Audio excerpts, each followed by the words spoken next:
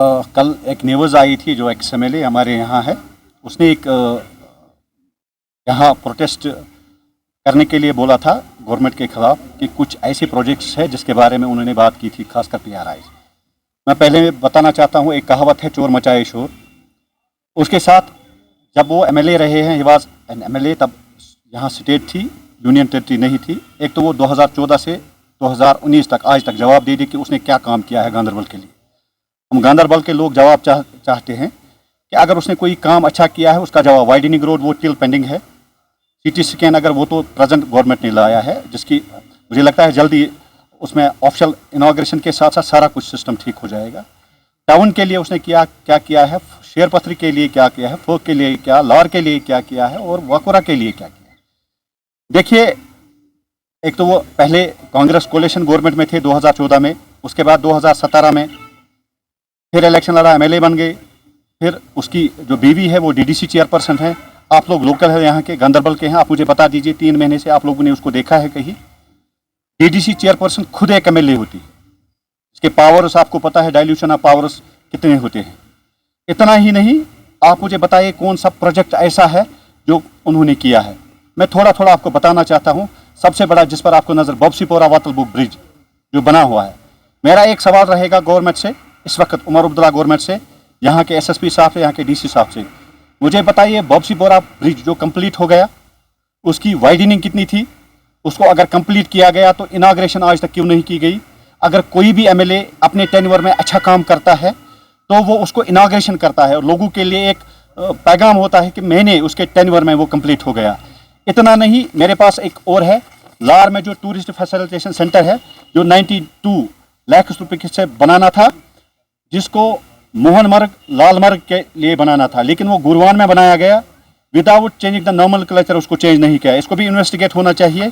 इतना नहीं, जितने भी आज तक DDC के फंड्स है, मुझे आप बताइए कहाँ खर्च हो गए। अगर एक्स MLA यहाँ किसी को उंगली उठाने की कोशिश कर रहा है, वो खुद जवाब दे दे उसके हल्के में उसने कितना काम किया है। देखिए, आज जो प्रोटेस्ट उसने किया है वो एक फेल है, क्योंकि लार A लार B में, लार A में 6 हल्के हैं और लार B में 7 हल्के हैं। अगर लार हल्के से 10-10 आ जाते। जावेद साहब, पिछले 7 महीने 8 महीने भी हो गए हुकूमत, नई हुकूमत को। नई हुकूमत, उमर अब्दुल्ला खुद चीफ मिनिस्टर हैं, गांधरबल में मीटिंग्स करवाते हैं, एनुअल दरबार करवाते हैं। क्या आपको नहीं लगता कि नई हुकूमत से भी सवाल पूछना चाहिए कि जो डेवलपमेंट के काम आप बोल रहे हैं, जो अपलिफ्टिंग प्रोजेक्ट्स है गांधरबल के, क्या उनको आज तक किसी भी प्रपोजल में नहीं भेजना चाहिए था, या असेंबली में बात नहीं होनी चाहिए थी? यहाँ पे पावर प्रोजेक्ट्स हैं जो काफ़ी अरसे से उसका काम रुका पड़ा हुआ है। यहाँ बिजली कनाल है, उसका काम रुका पड़ा हुआ है। गांधरबल के इतने अपलिफ्टिंग प्रोजेक्ट्स हैं जिन असेंबली तक बात नहीं उठी। उमर अब्दुल्ला खुद CM हैं, असेंबली में गांधरबल की बात नहीं करते। क्या लगता है आपको, गांधरबल की पॉलिटिकल कैरियर आप कैसे देखते हैं? देखिए, गांधरबल में आपने बहुत अच्छा क्वेश्चन किया। जब आज यूनियन, एक चीज़ आप मानते हैं कि आज यूनियन टेरिटरी है, लिमिटेशन है। इससे पहले जो भी MLA रहे हैं, तब MLA के पावर्स चीफ सेक्रेटरी के बराबर जब स्टेट थी। गांधरबल के लोगों ने सोच समझ के उमर अब्दुल्ला को वोट दिया है। पावर हाउस जो है, पावर हाउस के लिए हमेशा बात की है और मैंने खुद एक मीटिंग में बात की है, क्योंकि जो पावर हाउस है 93 पावर मेगावाट, वो सस्ते में। आप आम लोग तो बात करते हैं, जावेद साहब बात करता है बार बार डेवलपमेंट, बड़े बड़े अपलिफ्टिंग प्रोजेक्ट्स की। क्या उमर अब्दुल्ला को, जो यहाँ के MLA हैं, असेंबली में उनको बात करने पे भी पाबंदी है UT होने से? पूरा करेंगे ये। मैं देखिए, मैंने इसीलिए तो ये लाया है ना। मैं आज तक, देखिए, यहाँ नाइट्रोजन प्लांट, आप लोगों को पता नहीं, नाइट्रोजन प्लांट था रंबेल बाग में। आप सुन लीजिए मेरी बात, दैट हैज़ बीन शिफ्टेड। अब जो दूसरा प्रोजेक्ट यहाँ पर लेने की बात कर रहे थे, जिसमें के लिए प्रपोजल भी बना था, वो स्टॉक एक्सटेंट एनिमल हस्बेंड्री का है, जिसको उमर साहब ने खुद पर्सनल इंटरवेंशन के यहाँ रुकवाया है, जो गंगरहमा में है। इतना नहीं है, आप सब चीजें देख लीजिए। नाले से जो जावेद साहब, आपकी प्रेस कॉन्फ्रेंस बिल्कुल जारी रहेगी। पहले लोग ये जानना चाहते हैं, क्योंकि जावेद साहब इससे पहले अपनी पार्टी में थे। हाँ, मैं जवाब बोलूंगा उससे पहले। आज किस पार्टी की नुमाइंदगी? मैं नेशनल कॉन्फ्रेंस के साथ हूँ। मैं नेशनल कॉन्फ्रेंस का अदना से अदना वर्कर। हाँ, जवाब में मैं नेशनल कॉन्फ्रेंस का वर्कर हूँ। मैं एक गांधरबली हूँ और गांधरबल के लिए बात करना चाहता हूँ। जब इशफाक ने सपोर्ट किया अपनी पार्टी को, पार्टी ने हमें एतमाद में नहीं लिया। मेरी लड़ाई गांधरबल की लड़ाई है। मैं गांधरबल वालों के लिए, नाला सिंध के लिए बात करना चाहता हूँ। नाला सिंध, जिसके लिए सबसे पहले SRO 105 को रिवोक करने की मैंने बात की है। यहाँ CT स्कैन अगर गांधरबल में मैंने बात की है।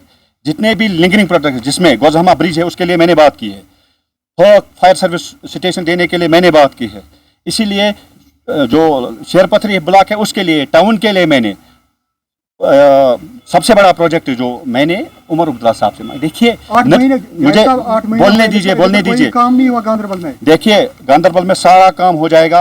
आप एक चीज देख लीजिए, इससे पहले 2019 से जब से एब्रोगेशन ऑफ आर्टिकल 370 हो गया तब से कोई बात करने के, जो भी प्रोटेस्ट अब हुए, जब इलेक्टेड गवर्नमेंट यहाँ बन गई तब जाके कोई बात करता था। यहाँ सांस नहीं, जो सांस लेते थे वो भी डरते थे सांस लेने से। आज अगर आपको गवर्नमेंट बन गई है, आप 5 साल के बाद अगर आपको लगता है उमर साहब काम नहीं करेंगे तो आप अपोज वोट दे दीजिए, आप 5 साल काम करने दीजिए। देखिए जो उंगलियां उठाते हैं आप मुझे बताइए, आपके वसात से मैं बताना चाहता हूँ, DDC chairperson she has been elected और उसको अभी दिसंबर तक टेन्योर है। मुझे बोलिए कौन सा काम उसने किया है, मुझे जवाब बोलिए। आप लोकल है गांधरबल के, क्या आपको पिछले 3 महीने से आपने उसको देखा यहाँ कहीं? उसका एमओएस स्टेटस है, शी हैज द पावर्स। और अगर किसी लोकल को यहाँ तहसीलदार साहब के साथ या डीसी साहब के साथ, एडीसी साहब के साथ या एसएसपी साहब के साथ काम हो, वो कहाँ जाए? देखिए उमर साहब यहाँ के एमएलए बनने के साथ साथ चीफ मिनिस्टर बन गए। यहाँ उन्होंने रिसेंटली एक पॉलिटिकल डेवलपमेंट की है, यहाँ मुश्ताक साहब को इंचार्ज बनाया गया है, वो यूथ के प्रोविजनल प्रेसिडेंट बन गए हैं। रफ्ता देखिए ये घर पिछले 10 साल से, आप ही की बात में हम एक और बात ऐड करना चाहते हैं। आपने कहा कि बहुत अच्छा इनिशिएटिव लिया, किसी को प्रेसिडेंट बनाया, क्या गांधरबल की अपनी असेंबली सीट बाहर वाला ऑक्यूपाई करके फिर गांधरबल वाले ही को गांधरबल का डिस्ट्रिक्ट प्रेसिडेंट बना देगा? इसको आप तरक्की मानते हैं पॉलिटिकल? इसका मेरा जवाब, देखिए गांधरबल में जितनी पॉलिटिकल डेवलपमेंट्स आज तक हुई है, इसमें उमर साहब के भी शेख इशफाक को यहाँ से एक्स-एमएलए को मैंडेट नहीं, क्योंकि उसने वादा किया था उसको। वरना जो आपको कहानी भी पता है, एमएलए बनने के साथ साथ पहले जब पुलिस में लगाया तो नेशनल कॉन्फ्रेंस की शादी फारूक साहब ने की, उसके बाद रिप्रेजेंटेटिव बनाया, डिस्ट्रिक्ट प्रेसिडेंट भी बनाया, आज उसकी बीवी डीडीसी चेयरपर्सन, वो तो नेशनल कॉन्फ्रेंस के टिकट पर बन गई। देखिए जो पार्टी एंटी काम करेगा उसको तो सज़ा मिलनी चाहिए ना, वो मैं क्यों ना हूँ।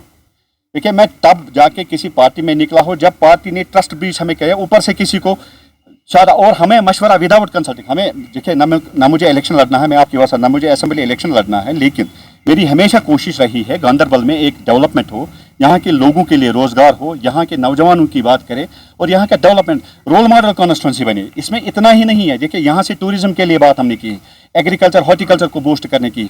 आज तक जिस एमएलए ने वाइडनिंग रोड नहीं की, जिसने सीटी स्कैन नहीं लाया, जिसने अपने पीएचसी को सीएचसी नहीं कर सका, आप लोकल है। लेकिन वो बार बार कह रहा है कि अभी सिर्फ 2 साल मुझे दिए, 2 साल में क्या कर रहे हैं? मैं 2014 में नेशनल कॉन्फ्रेंस और कांग्रेस की गवर्नमेंट थी, वो तो गवर्नमेंट में आ गया। उसके बाद 2017 में इलेक्शन लड़ गया, वो एमएलए, वो इलेक्शन लड़ा उसने तो वो एमएलए बन गए।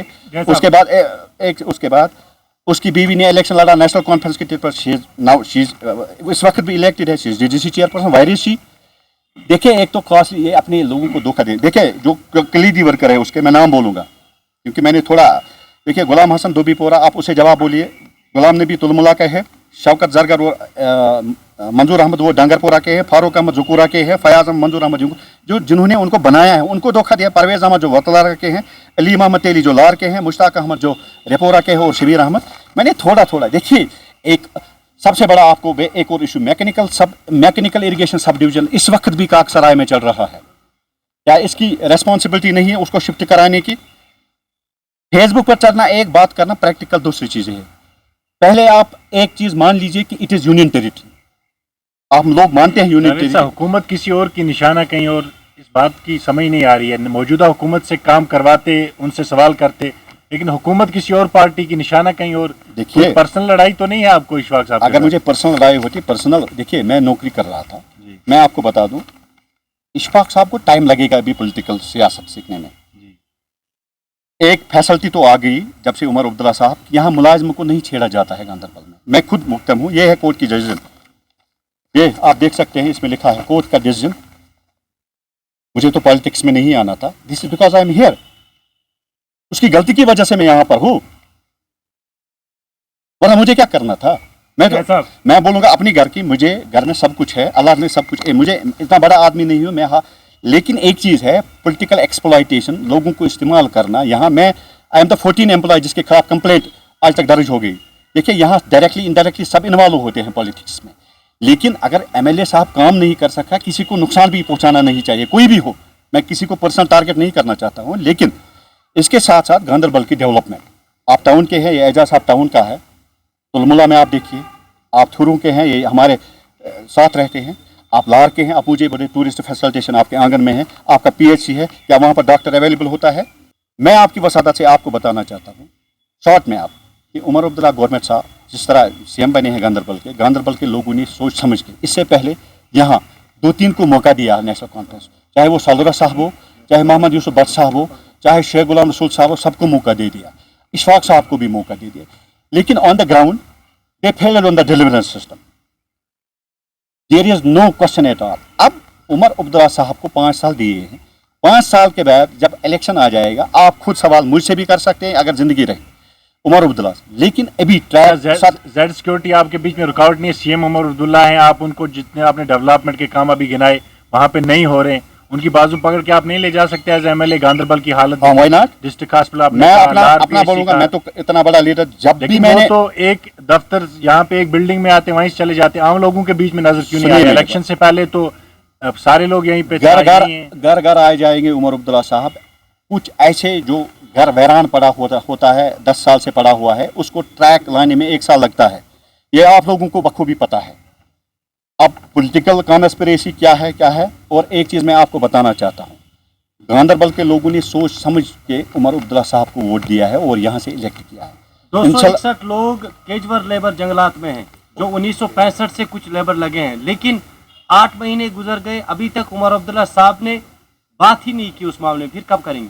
उसका भी जवाब देखिए, जब वो 261 थे, वो हमारी एक्स एमएलए के साहब के पास चले गए, फिर डीडीसी चेयरपर्सन में पर्सनल इंटरवेंशन करके उसने लीगल कंसर्न मानी। जब लीगल कंसर्न मानी तो उसी टेन्योर में जब रूल बना हुआ था, किस रूल में वो उनको निकाला गया। देखिए, हर कोई काम जब होता है उसको पहले प्रावधान होता है, वेदर इज अ लीगल और इलीगल, ये चीज़ें देखनी पड़ती हैं।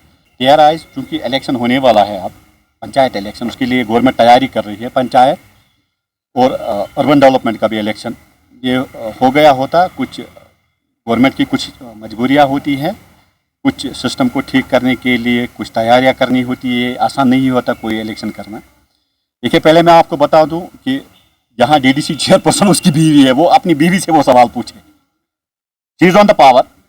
मुझे पहले समझ में नहीं आता है, इशफाक साहब को 26,500 लोगों ने रिजेक्ट किया है, उसकी हैसियत ही नहीं है, एक्स एमएलए है वो, उसकी बीवी इलेक्टेड है, ही इज नॉट।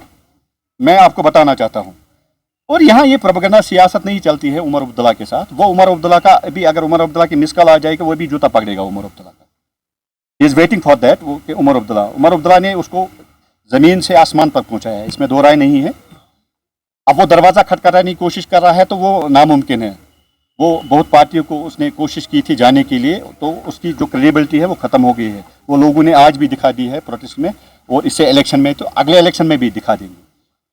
देखिए, जो एक्स एमएलए रहे 17 साल रहे हैं, उनको पावर्स का भी पता है। आज का प्रोटेस्ट जो है, मुझे पहले शर्म, वो प्रोटेस्ट क्या वो मामूली है, वो तो 5,000 लोगों का होना चाहिए। वो तो 30 थे, 30 में से 20 तो मीडिया वाले थे, 5 तो PSOs उसके थे, और 5 उसके रिलेटिव्स थे, जो आपने खुद देखा। आपके पास बाइट भी है, मैं ओपन चैलेंज उसको करता हूँ। मैं वही सवाल का भी मैं ओपन चैलेंज उसको क्या है, अगर वो कह रहे हैं कि PRIs को एम्पावर, देखिए, जब तक PRIs तब तक हो। देखिए, गवर्नमेंट मुलाजिम एक रिस्ट्रिक्टेड होता है, गवर्नमेंट मुलाजिम के पास वो पावर नहीं होता है। गवर्नमेंट मुलाजिम आज नौकरी करना बड़ा टफ है।